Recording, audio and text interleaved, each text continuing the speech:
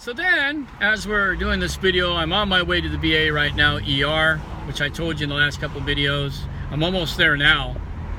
And I think I can see it in the background. I'm in West LA. And we're talking about when I was going into Iraq. So there I am rolling as a TC in a PLS in Iraq. We're following all the whites, tanker trucks, and we got foreign nationals that are driving the fucking civilian vehicles, and we got fucking gun trucks, you know, every interval. And as the PLS wrecker, we were the last vehicle. We were the last vehicle besides, actually, you know what? Technically, there should have been a gun truck behind us, but the gun truck wanted to be in front of us. So if we broke down, we were kind of fucked. I mean, you know that we had radios, but we would have been kind of screwed. You know, two fucking Americans broke down in a PLS on the MSR in Iraq. That wouldn't fucking work out too well. So we're sitting there and you're just fucking rolling away, man. 300 something miles. We're just chilling. Sergeant Fishman was kind of intense a little bit, but you know, and we just laughed and bullshitted, but he's kind of intense kind of guy. So we're rolling along, and like, man, and he's like, hey, you know, and I felt my stomach was really queasy because the chow that we had, and I drank a lot of water. I drank too much water, and the vehicle is like this. It just vibrated. So imagine being in that fucking bitch for 345 fucking miles going blah, blah, blah. And I said, oh man, I said, I gotta throw up, bro. He goes, hey, if you're scared, just fucking say it. I said, I'm not fucking scared, dude. My stomach is like, it's like a cement mixer. My food is just swishing around. So I opened up the door and I fucking threw my guts out as we were driving. And he says, well, and he says, you know, I said, I'm not afraid, dude, at all. And I closed the fucking door, the armored door. The door was armored up.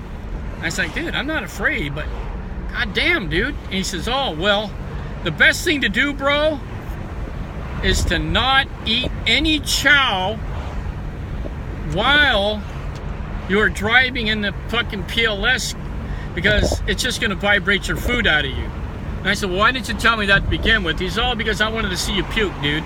And I said, did you ever have that problem? He says, a couple times before they told me not to fucking eat a lot of food while you're cruising along in the PLS, because it just vibrates like crazy. And I said, oh, okay. So we rolled right up on the Camp Cedar.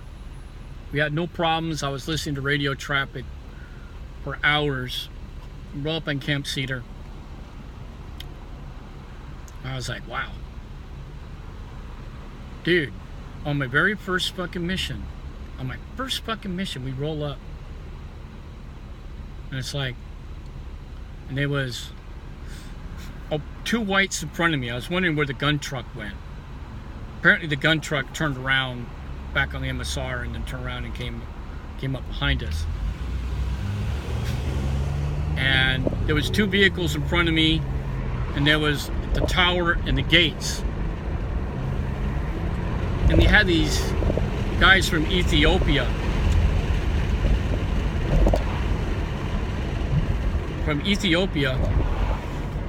That was guarding the front gate. And yeah, some ladies give me a ration of shit. From Ethiopia.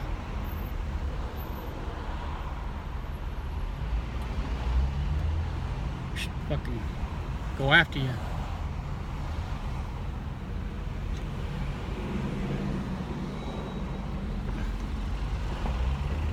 And hear over the radio that we're taking incoming fire. I'm like, what the hell? And see, apparently the KBR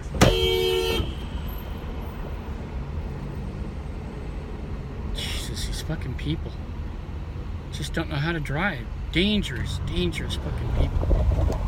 Damn. This is the second jackass in the last fucking 2 blocks. And the KBR was blasting over the PA system, and they were telling people to go to their bunkers or whatever. And I saw in front of me the civilian drivers jump out of the whites, the trucks, and they started running to the barriers. And I was like, holy shit, dude. And Fleischman's going, oh man, I think we're being mortared. I looked to the right of me, roughly about less than 100 maybe feet away. I saw a fireball. I said, holy shit. And I looked over at Fleischman like this.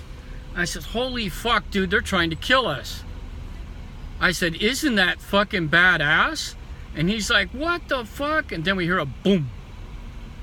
That another mortar round exploded behind us up on the fucking, the turn. There's like, here we are sitting on the MSR. I mean, not in, here's the MSR and it curves in with the rest of it going that way. It landed on the MSR roughly maybe 100 feet away, maybe. And he's like, man, he says, what are you laughing? I started laughing. I started laughing like I was crazy. I was laughing. And then there was another kaboom. I didn't even see it or where it landed. And it was like firing an alarm. It was like, you know, the KBR guys. And everybody started running. And I said, shit. I said, we better wait in here.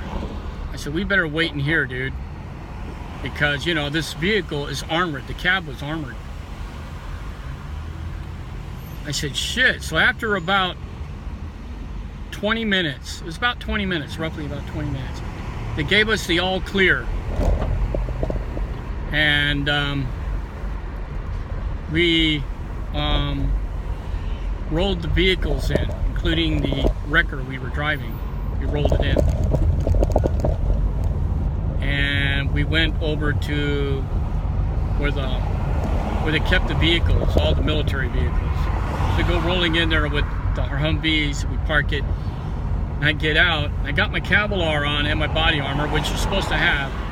And I said, wow, I said, what the hell was that all about?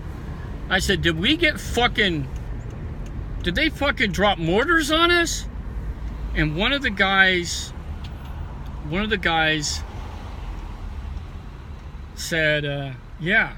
He says, yeah, dude, it's like somebody dropped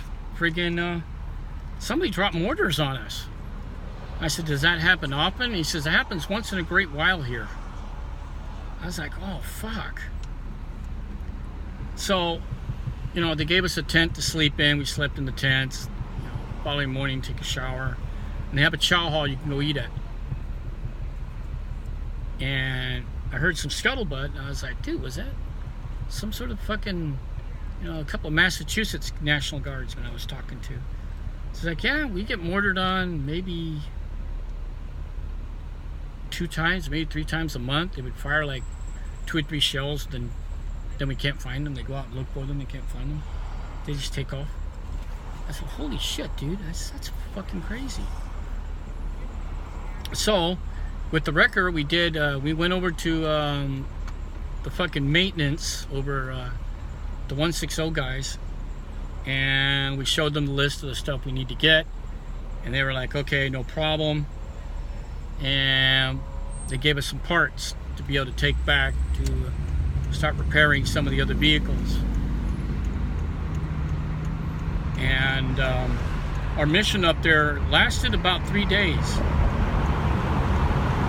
Roughly about 3 days for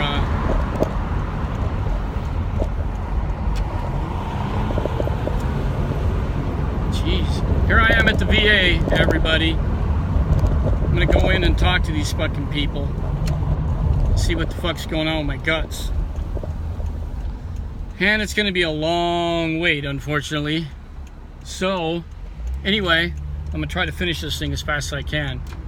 I got roughly another couple of minutes. So, I said, fuck. So that was the scuttlebutt I got. So we was there for about 3 days. We picked up our parts and we had to wait for another convoy that was going back. Because those other fucking jackasses, what they like to do is do a turn and burn. So that way they can get 2 days off before they go out and get to do their duties. Because once you do, when you do a convoy mission, it gives you a certain amount of time to do it. And then if they do it fast enough, they do a turn and burn and come back, they get to have, you know, the rest of that time off. That means if you still had 2 days left on your convoy mission, you get those 2 days off to just chill out and do nothing. And that's basically what those guys did.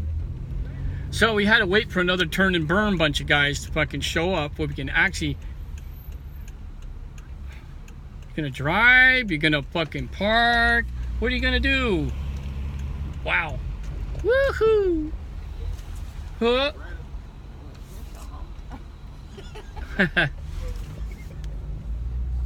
So, yeah, the fucking whole thing. I was like, God damn, dude. So we did our turn and burn, and we still had the same dangers going up to Camp Cedar. Then it was all the way back back to Kabari. You may never know. You might find an IED. You might suck one. You might fucking blow up. You might get killed. Fuck, what the fuck over. So here I am, at the fucking VA. And I'm going to go in and I'm going to talk to these people.